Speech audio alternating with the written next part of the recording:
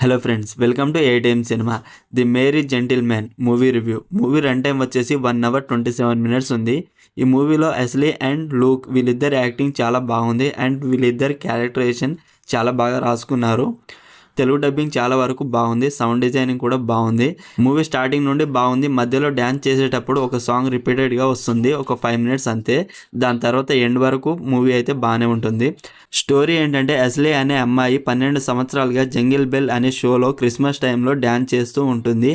అయితే తన ఏజ్ కారణంగా ఈ క్రిస్మస్కి తనని తీసేస్తారు.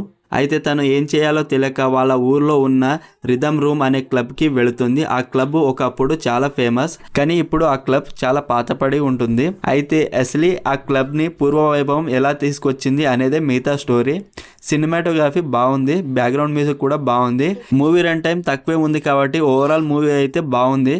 Streaming on Netflix. మరిన్ని మూవీ రివ్యూల కోసం మన ఛానల్ని సబ్స్క్రైబ్ చేసి బెల్ ఐకాన్ ఆన్లో పెట్టుకోండి. Thank you.